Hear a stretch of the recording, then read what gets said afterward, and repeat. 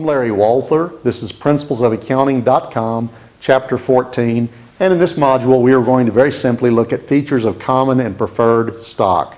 Now, companies may issue different types of stock. For example, a family business may create a Class A and a Class B stock. They may retain the Class A stock, which has voting rights, and sell to the public the Class B stock, which does not have voting rights.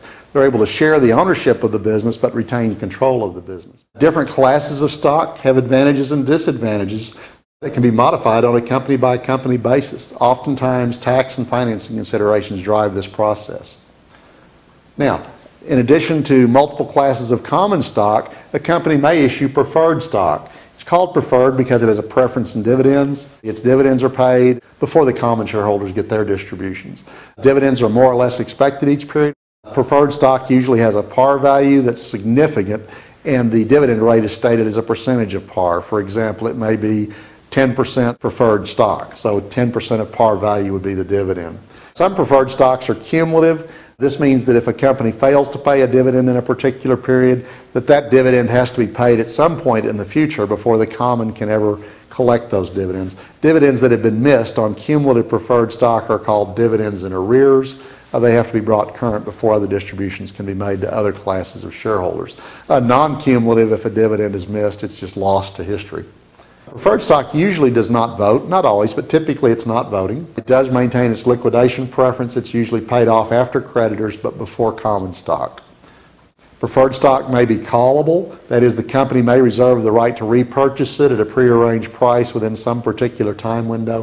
For example, callable at 105 means the company could buy back its preferred stock at 105% of its par value. Preferred stock may also be convertible. This is a nice feature because it enables the holder of those shares to exchange them for common shares. For example, there may be a 3-to-1 exchange ratio. 3 shares of common might be issued for 1 share of preferred.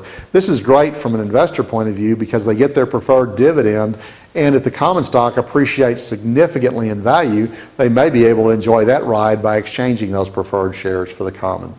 Some preferred stock may have a fixed maturity date that allows the company to buy back the stock, or may even require the company to buy back the preferred stock at some future date. Now, looking at common stock more closely, typical features: some common sometimes pays dividends, sometimes it doesn't. Some common sometimes has preemptive rights, sometimes it doesn't.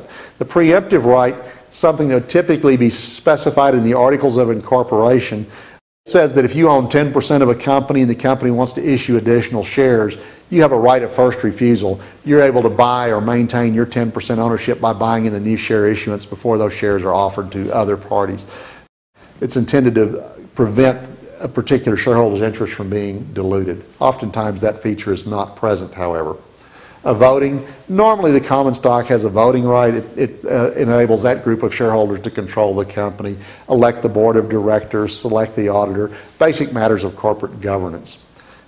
In the event of liquidation of a business, common shareholders come last in line. That's a bad thing, but the good thing is that if there's surpluses, they get all of the residual that doesn't go to creditors and preferred stock. All of the residual interest flows to the common stock. Common shareholders are entitled to receive reports on financial performance about a business that they own. Par value. A par value represents the legal capital of the firm. There is some historic precedent for this, although it is long since lost in history. Original purchasers of stock are contingently liable to the company if they buy stock below par value. That is, the company can later call for additional capital contributions. As a result, most companies, when they issue stock, will issue it at a price far above par value. That negates any concern about an additional call on shareholders for additional capital contributions. It's usually stated as a nominal price. You might see a $1 or even a 1 cent par value. As a practical matter, then, par value is not just real important, but it does trigger accounting significance. We record common stock at its par value, and any purchase price or issue price in excess of par value is recorded to a paid-in capital in excess of par value account, as shown in this journal entry. Here the company issued 100,000 shares of $1 par value stock for $1 million. So they issued it at $10 a share. There's the debit to cash, $1 million. The credit to common stock is the $100,000. That's 100,000 shares at $1 par per share, and the 900,000 difference goes to paid in capital in excess of par. Some companies may issue stock without par value, in which case cash is debited and common stock is credited for the issue price. There would be no need to maintain a separate paid-in capital account. A stock can be issued for other than cash, for land or other assets. The specific asset account would be debited instead of cash, and common stock would be credited for the fair value of the asset or the fair value of the stock, whichever is more clearly determinable. Cash dividends. Dividends are a matter of board discretion, at least and certainly insofar as common stock is concerned. Many companies, however, pride themselves in a long history of regular dividends and even in increasing dividends on a regular basis. Other companies prefer to reinvest accumulated earnings in new ventures of the business. A dividend declaration is a formal action by the board of directors to indicate that a dividend will be paid. It establishes a legal liability of the company. Dividends account is a direct reduction of retained earnings. So let's see what happens. On the date of declaration, we debit dividends and credit dividends payable. When the payment occurs, we'll turn around and debit dividends payable and credit cash. Notice in this case, I've got a 2-month lag between the date of declaration and the date of payment. So let's think about those dates for a minute. The date of declaration is the day the board acts to declare a dividend. The date of payment is the day they disperse the funds. There's usually about a month after the date of declaration up until an ex-dividend date. The ex-dividend date determines when the right to receive the dividend shifts. So if you own stock on the date of declaration but sell it before the ex-dividend date, you lose the right to receive that dividend. If you own the stock on the date of declaration and continue to hold it beyond the ex-dividend date, then when you sell the stock, you will have retained the right to receive the dividend.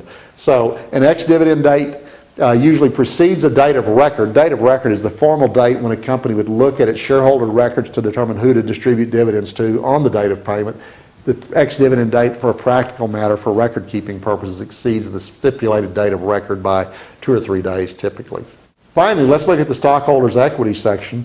It should include detailed descriptions of the type of stock and its basic features. The number of shares authorized, the number issued, the number outstanding. Legal capital is a term used to mean total par value. Total paid-in capital is the legal capital plus paid-in capital in excess of par value. And here's an illustration of a stockholders' equity section that's fairly complex.